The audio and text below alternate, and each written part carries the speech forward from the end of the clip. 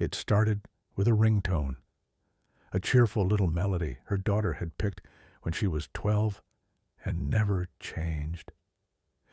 It was silly and bright and didn't belong in the house anymore, not after the flyers on the telephone poles and the candlelight vigil and the police who kept their voices soft around her like she might shatter. The sound cut through the quiet of the kitchen like a shard of glass. She froze with the sponge still in her hand. The dishwater cooled around her fingers. The caller ID said her daughter's name, not unknown, not a restricted number, not a scam. Her daughter's name, as if she were calling from upstairs, as if she were late from school again and asking if she could stay 10 more minutes at the park. Her daughter's name in familiar letters, with the little red heart emoji her child had once set next to her own contact because she liked the way it looked. She didn't remember dropping the sponge. She only remembered the cold water dripping off her elbow when she answered and said her daughter's name, like a prayer, like a word she'd been holding in her mouth for days.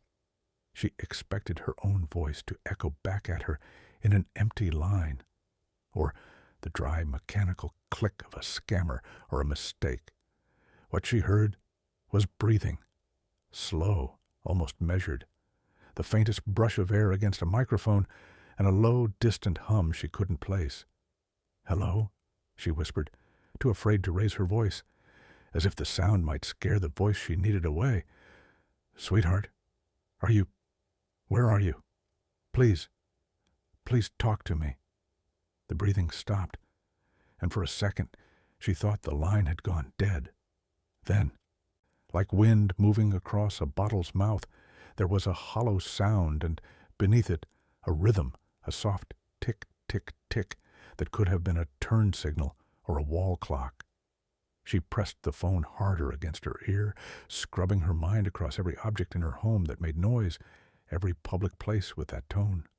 Tick, tick, tick, familiar, but she couldn't drag the memory to the surface fast enough. Then a scrape, a whisper that wasn't words, and a thin thread of static unspooled, and the call ended. She stood for a long time, hand still at her ear, listening to nothing, as if silence could produce another miracle. When she called the number back, it went straight to voicemail, not the one her daughter had recorded months ago when she had changed her greeting to something more grown up, but the generic robotic woman, evenly polite. "The wireless customer you are calling is not available. Please try again later." She stared at the phone screen until the reflection of her face looked like someone else's, and the little red heart next to her daughter's name tilted into the shape of a wound. That night, she didn't tell anyone. She didn't want them to say the word she hated, the word they said carefully in the precinct. Spoofed. As if some bored stranger could type numbers into an app and summon grief at will. As if the sound she'd heard, those breathy small exhale-inhales, could be impersonated by a machine. She sat on the couch and leaned her head back and turned the volume on her phone to maximum and held it in both hands like a fragile animal. She dozed and jerked awake and checked, and the couch springs creaked, and the refrigerator hummed, and the house was too loud with ordinary life. She whispered her daughter's name to the dark and tried to bargain with a universe she didn't believe in. The second call came the next afternoon, while she stood in the driveway and peeled flyers from a stack. The papers stuck to her fingers. A neighbor across the street was raking leaves, and he lifted a hand and then let it fall, unsure if a wave counted as sympathy or intrusion. The phone vibrated in her back pocket, and she almost ripped it free, almost flung it like it was burning her. Her daughter's name again. She felt her knees turn soft. "Hello?" She swallowed the crack in her voice. "It's Mom. It's Mom, baby. I'm here." The first thing she heard wasn't breathing this time.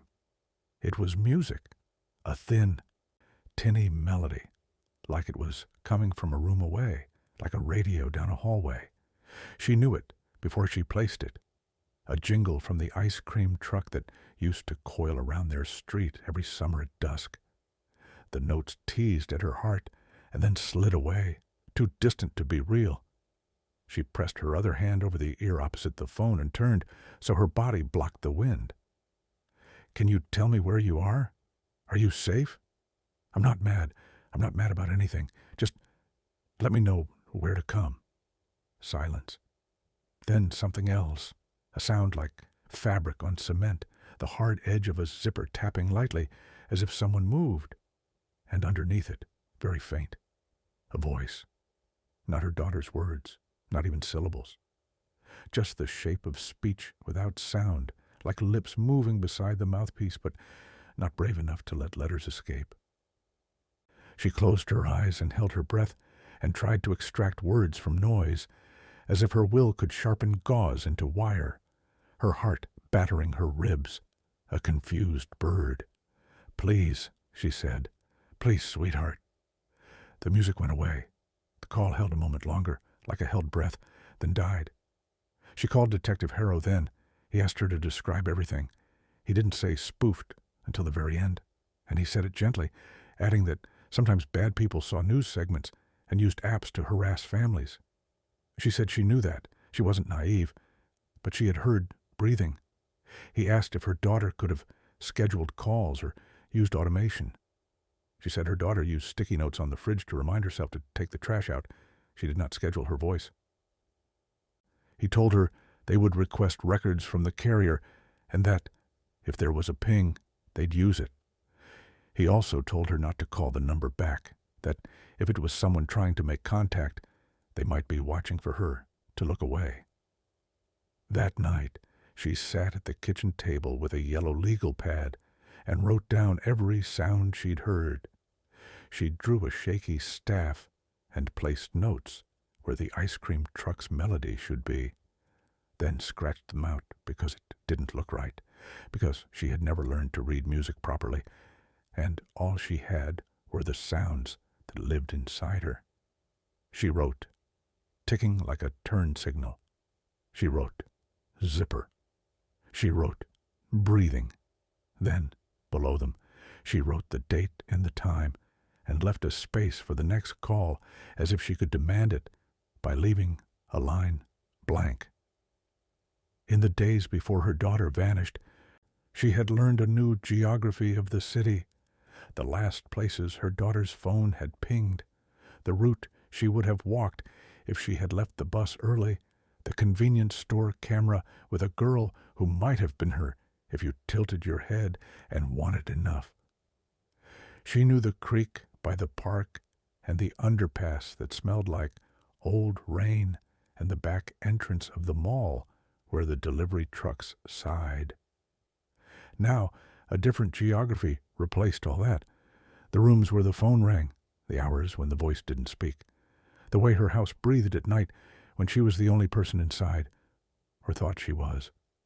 The third call came at 2:17 in the morning.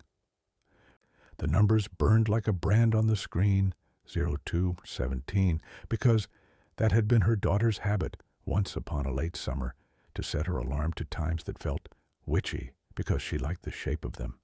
3:33. 1:11. 2:17. Skinny times, her daughter called them. She remembered saying that wasn't how clocks worked, and her daughter's laugh echoing up the stairs. When the phone trilled, she was already awake, lying on her side, watching the green dot of the smoke detector and thinking of empty sidewalks. She answered before the second ring and pressed the phone so hard her ear hurt. "Hi, baby," she whispered. "Hi, hi, hi." For a second, only the faint hiss of the line. Then it came. Not breathing, not music. It was dripping. A slow, regular plink into a shallow puddle. She could hear the echo of it, the roundness of a small room. A basement. Maybe. A tunnel. Then another sound, like the whir of a refrigerator or an old vending machine, low and hungry in the background. She clutched the sheet in her fist. "Is there water?" she asked absurdly. "Are you cold? Hold on and tell me one thing, anything you can." She listened for language in the water's rhythm, as if Plink could organize itself into Morse with enough love. The drip slowed.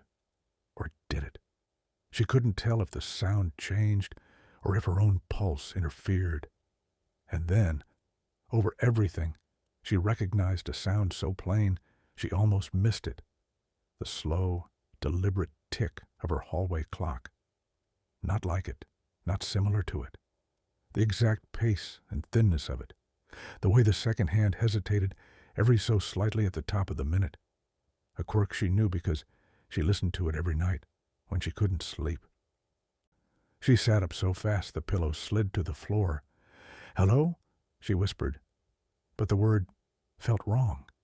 She stood, the phone at her ear, and walked into the hallway in her bare feet, heart in her throat, and stopped beneath the clock. Tick, tick, tick. The same tempo in her ear and above her head, a double exposure of sound.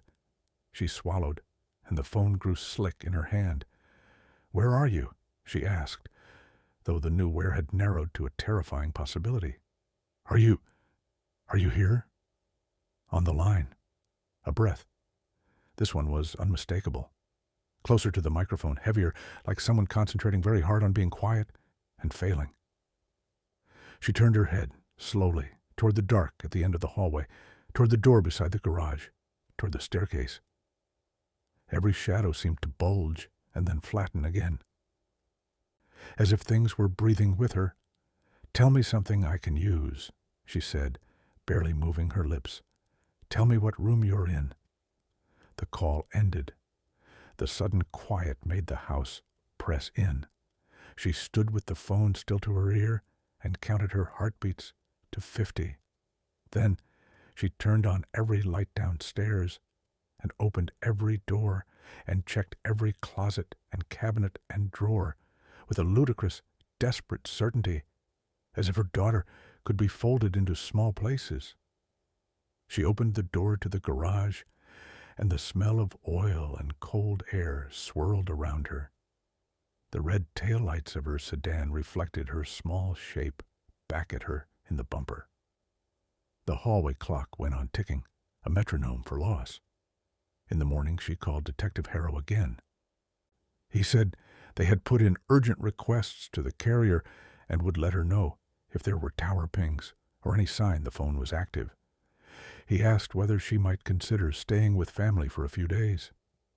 She didn't tell him that she was afraid to leave in case the phone called again, and she missed it in some other place, without that thin little clock to triangulate against. Instead, she asked a question she had not let herself ask before. If someone else had the phone, someone who had done something to her daughter, would that person call her? Would that person risk that? He said sometimes people did strange things because they got a sense of power from them. He said sometimes they mocked. He said sometimes they were close. She hung up and pressed her forehead to the cool window and watched the neighbor rake leaves into a perfect pile and wondered what it would feel like to lie down in something that clean and be buried. The next call came while she was at the grocery store, standing in front of a pyramid of oranges. The fluorescent lights made every surface look too bright. She knew the produce manager's name because she had read it on his badge 100 times without ever looking at his face, but now when he said hello, she flinched like she had been caught stealing. Her phone buzzed and she nearly knocked over the oranges reaching for it. Her daughter's name glowed at her, and she stabbed the screen with a finger that didn't feel like it belonged to her. "Hi," she said, too loudly, and then softer because people had turned. "Hi, hi." Noise. Not music. Not dripping. Wind, she thought. And traffic, like standing under an overpass. Then a train's distant horn, a muted wail that made the tiny hairs on her arms rise because her daughter loved trains and used to count boxcars aloud in the back seat when they were stuck at the crossing. That sound slotted into a memory like a key into a lock. She could see the rust-red sides of cars, the graffiti like children's names in a bigger alphabet. Her daughter pressing her cheek to the window to feel the vibration. She stepped away from the oranges, pressing the phone close, eyes closed, letting the map unfurl behind her eyes. If she could hear the train, and the wind like that, and the specific whine of tires on cracked highway, then this wasn't someone in her basement. This was outside. Where are you? The words were barely air. She pressed a hand to her other ear again to damn the store's announcements and clattering carts. Please, say one thing, just one. The background noises swelled and then diminished, like the phone had been lifted and set down. For a second, one brief, stinging second, she thought she heard her name, the way her daughter said it, when she was small and surprised. Mom, the M round and bright. Then the line went flat. She left her cart where it was and walked out without her groceries. In the car, she opened a map and tried to triangulate train tracks and overpasses and any place wind could sound like that. She drove to the crossing near the river and waited for a train that didn't come. She drove to the empty lot by the station and watched a man in a reflective vest wave a red paddle at nobody. She put the phone on the passenger seat and laid a hand on it like a patient and told herself she would not beg the way her voice wanted to. She went home when the sky was the color of paper that night. She dreamed the phone rang and rang, and when she answered, her daughter spoke clearly and said she was in the house. But every time the mother ran to a door, it opened to another hallway, and then another, and the ringing became a siren in the walls. She woke with her face wet and the pillowcase stuck to her cheek. The fifth call arrived on a Sunday when the house was soft with daylight and the street outside had the sleepy feel of the end of weekend. She had been sorting through a box of her daughter's things she promised herself she would not touch until there was something to do with them. The box smelled like shampoo and paper. She found a movie ticket stub from last winter and pressed it to her lips. When the ringtone sprang to life, she already knew what name she would see. She answered and did not speak. The line breathed. Something like cloth rustled, and then she heard a song, not the ice cream jingle, not a radio. A human voice humming a tune off-key and under breath, the way someone hums when they are trying not to disturb anyone. She knew the song in her bones before she found the notes. It was the lullaby she used to sing when her daughter was small and fevered, a simple tune she had invented because she couldn't remember the words to any of the real ones. Hush now, little bird, the night is soft and small. She had never sung it to anyone else. She had never recorded it. It lived only in two throats, hers and her child's. She took the phone away from her face and held it an inch from her mouth, afraid that her own breath would make a sound and scare the voice away. "Sweetheart," she said, so quietly she wasn't sure the microphone could hear it. Can you hum one more bar? Can you listen?" The humming stopped. A thin, jagged whisper slid across the line like a wind that could speak. She couldn't catch any words, not one, but she felt speech moving like a fish below a boat, real, undeniable, just out of reach. Then, very faintly, a sound she recognized, not as a thing, but as a place. The bell over the door of the corner store on Maple that chirped every time anyone went in, a pitch too high to be polite. The phone clicked. Gone. She drove to Maple even though she knew how ridiculous that was. She parked and counted the steps from the car door to the store door because that was a thing she could finish. The bells sang when she entered, and she almost laughed because it was exactly right. The note, perfect. Even the way the spring wheezed after it. The cashier was an old man who had watched her buy milk and orange juice and cheap cereal for years, and once gave her daughter a lollipop when she was 5.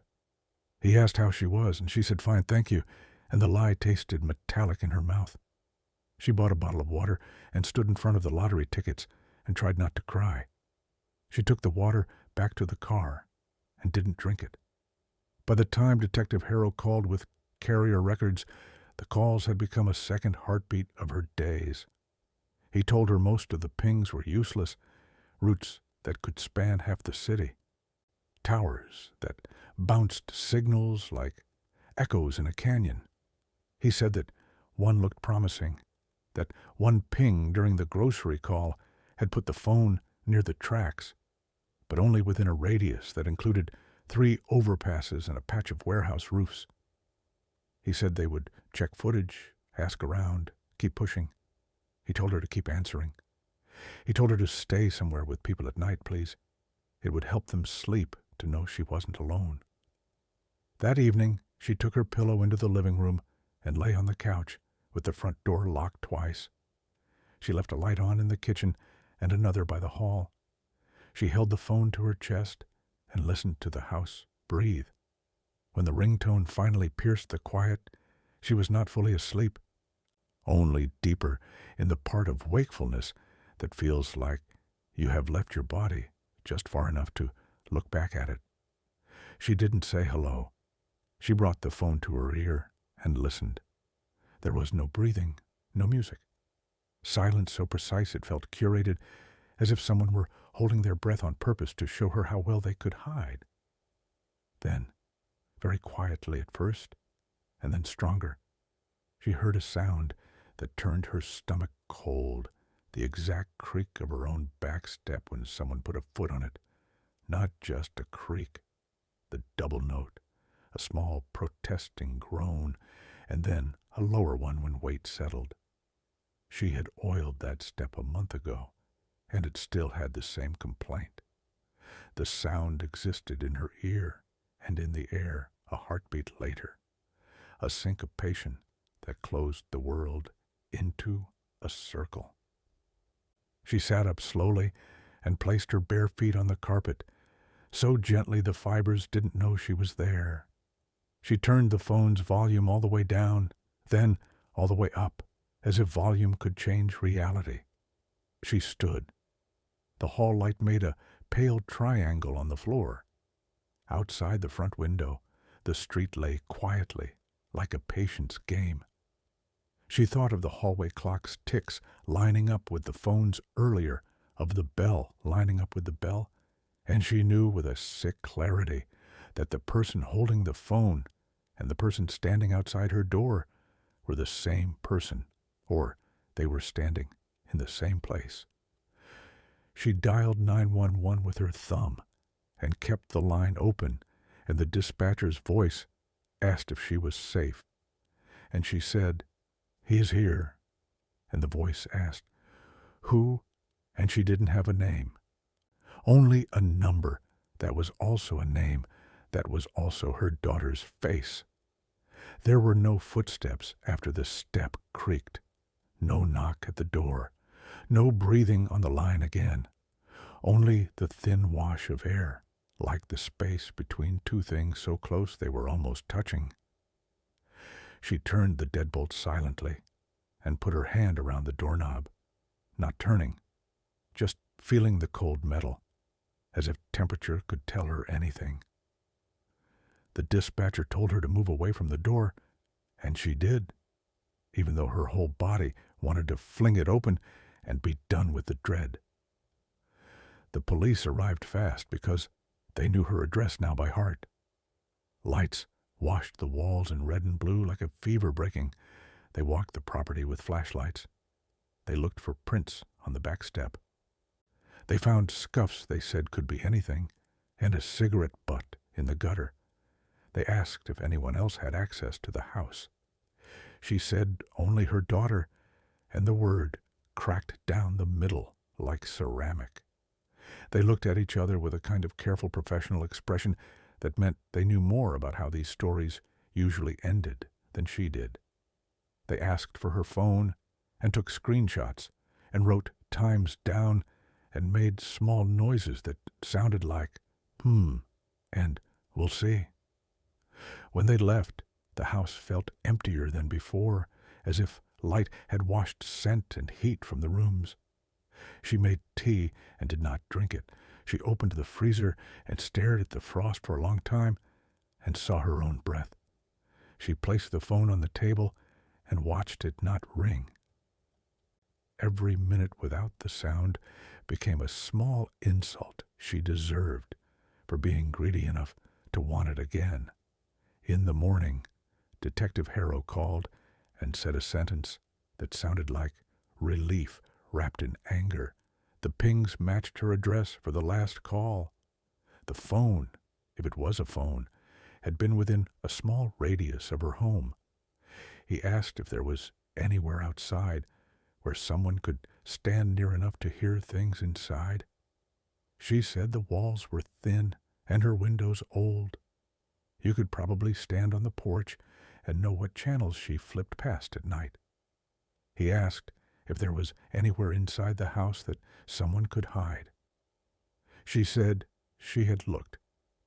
He said they would come by that evening and ask again in person. She did not wait for evening. She started with the places grief doesn't usually check. She moved the couch away from the wall as if the empty space behind furniture could hold a person. She shone a flashlight under the beds and into the backs of closets, extending the light like a pointer and feeling foolish when it illuminated nothing but dust and shoes. She ran her palm along the basement walls, feeling for drafts the way her father had showed her once when she was small and afraid of ghosts. If you can feel air, he had said, there's a crack. She felt nothing except the cool of concrete and the ridges where paint had piled. The basement smelled like earth and laundry. The garage was last. She opened the door and let the chilly air roll over her like a warning. The fluorescent tube light stuttered and then held. Cardboard boxes were stacked against one wall, labeled in her daughter's neat handwriting. Notes, winter, stuff I'll sort later.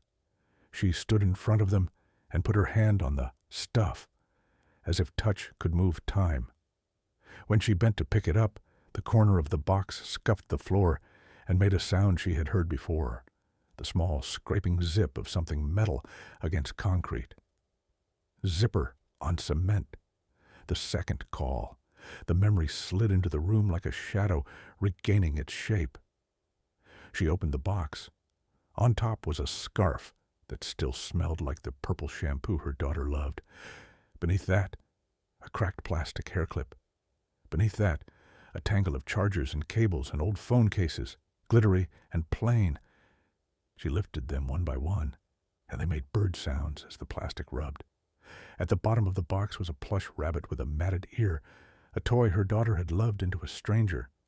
She smiled despite herself and lifted it. As she did, the rabbit's belly shifted oddly, heavier than it should have been, and something hard slid inside. She turned it over and ran her finger along the seam. A careful, small cut had been made and re-sewn with a thread a shade off from the original. She put the rabbit down as if it were hot and stepped back. The phone in her pocket buzzed. She flinched so hard her shoulder smacked the shelf. A new voicemail. No ring this time, no call she could answer. A message left as she stood in the garage holding a childhood. She didn't press play there. She carried the rabbit into the kitchen like she was carrying something fragile. She found scissors and sat at the table and made the kind of slow cut you make when you are certain your life is going to rearrange itself in the moment the fabric parts. Inside the rabbit, where his stuffing should have been, there was a small, cheap phone, the kind you can buy for cash and toss when you're done. The case was scratched. A red thread clung to it like a vein. Her hand shook as she lifted it out and set it beside her own. The little phone vibrated once in her hand with a notification she could not read because her eyes were wet. She wiped them and opened the voicemail on her own phone instead. Static like rain for a moment, and then a voice. Not breathing, not humming. Words. Her daughter's voice saying her mother's name in the exact bright way she had always said it when she had found something in a store she wanted her to come look at. Mom. And then another voice, low and close to the microphone, a man's, whispering her daughter's name the way you whisper a password. The recording was only 3 seconds long. It lodged in the room like a nail. She played it again and again until the corners of the words frayed. Her hands were very steady when she called Detective Harrow. They were still steady when she told him about the rabbit and the phone and the voicemail and the clock that ticked in her ear from 2 places at once. He told her to stay inside. He told her officers were on the way. She put both phones on the table and sat with them like 2 sleeping animals. She wanted to smash the cheap one to splinters and also hold it against her chest until her heartbeat made it warm. Before the police arrived, both phones rang at once. Her daughter's name bloomed on one, unknown number on the other. 2 ringtones that did not belong together harmonized in the air. She stared at them and then answered them both, one to each ear, like 2 C's she had to listen to at once. On her daughter's line, wind and the thin rattle of a chain against metal. On the cheap phone, footsteps on dry leaves and the rasp of someone's sleeve. And then the man's voice, not whispering, speaking plainly into the cheap phone's microphone like someone recording a lesson. "Are you ready to say hello?" he asked, and her throat closed. She didn't know where the call was coming from. She did not know if he could see her. She did not know if the second phone had been in her house earlier or if it had been delivered and planted and left like a seed. She found her voice somewhere far back and reached for it. Please, let me speak to her," she said, and her voice did not crack this time. "I'll do anything you ask. I won't call the police. I won't—" Static moved like an animal under a blanket. Then, on the daughter's line, her girl's voice, small and brave and very far away. "Mom?" The sound sliced her clean in 2. "Mom, And then the line glitched, and the cheap phone's voice overlapped with hers, as if someone had placed 2 tapes on the same spindle. "Say goodbye," the man said on the cheap phone very softly, with a tenderness that made her want to claw her own face just so she could feel another kind of pain. "Say it nicely." The front door rattled, a knock that tried to be polite and failed.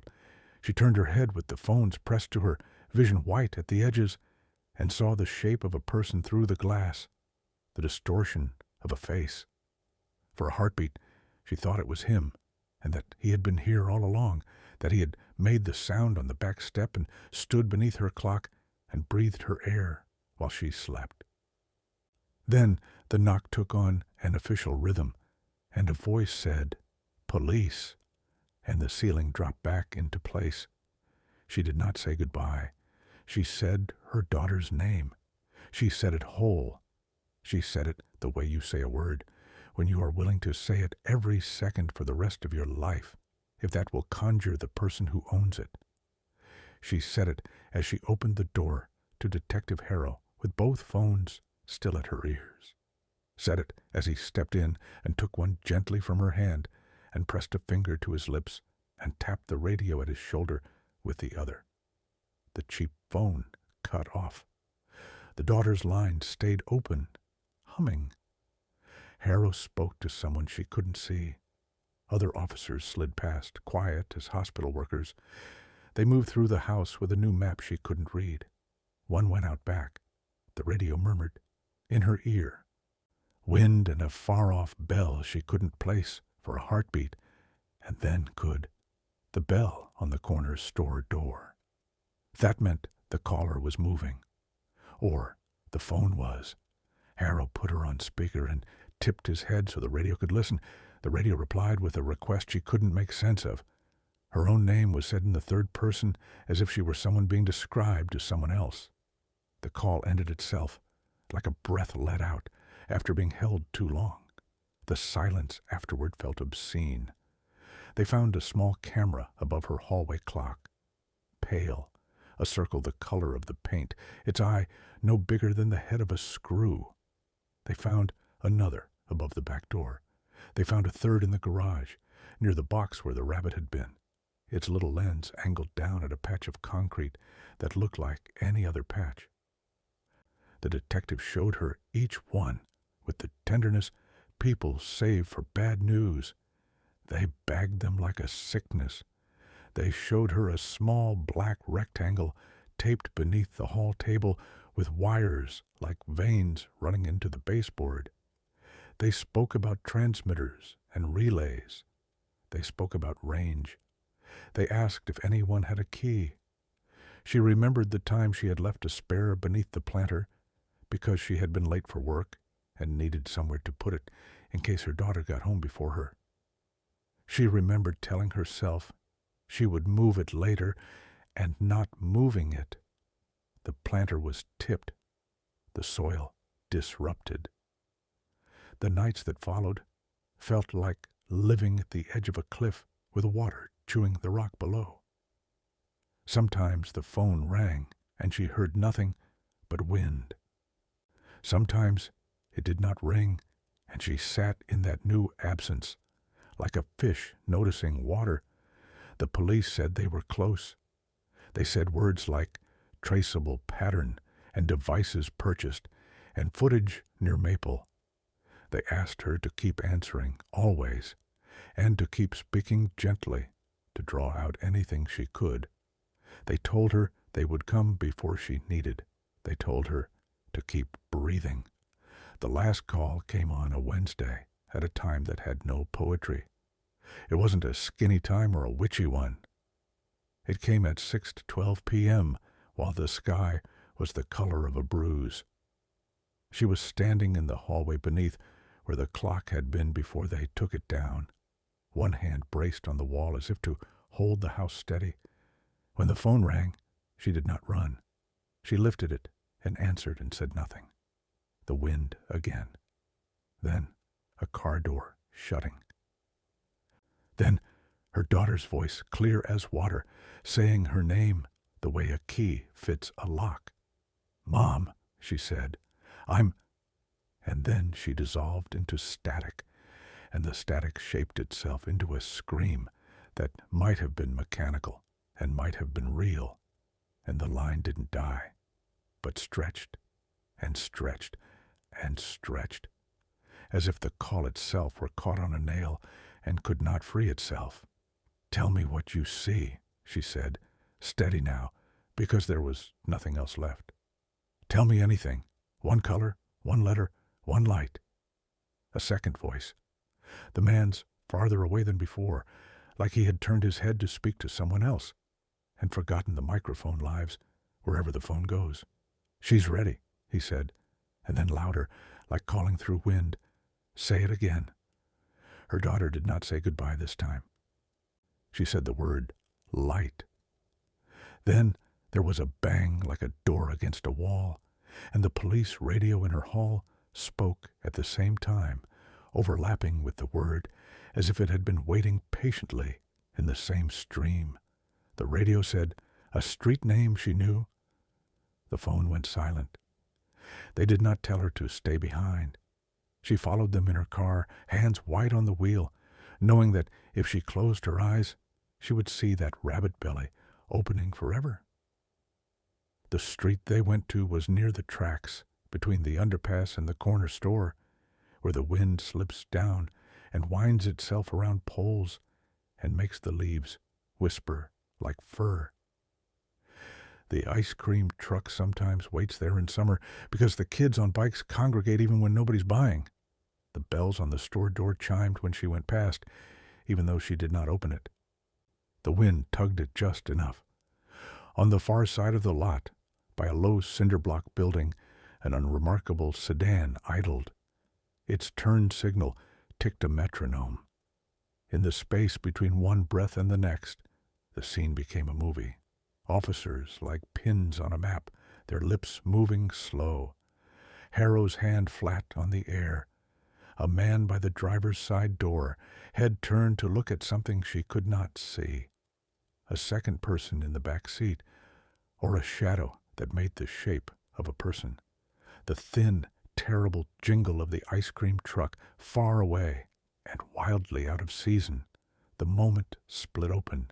The officers moved. The man ran. The car door opened, and someone, a shape, a real body, with hair she knew, moved and staggered, and the world did not rush, but held.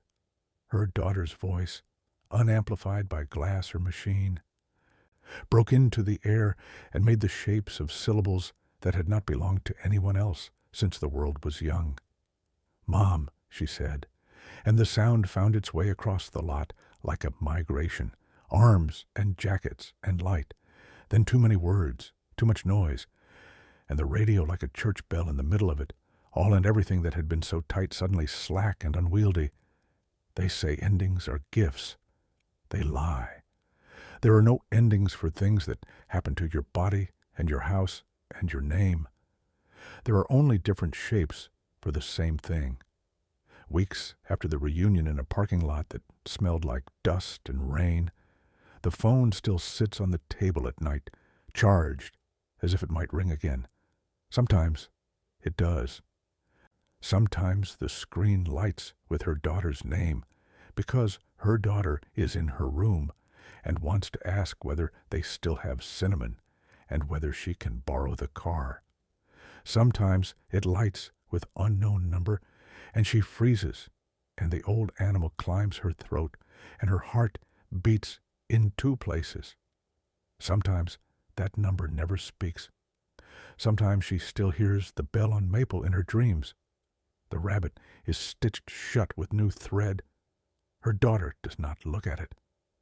There are nights when she stands in the hallway where the clock used to be and listens to the house breathe and thinks she hears a tiny voice inside the wall saying good night, the way a small child might, half asleep.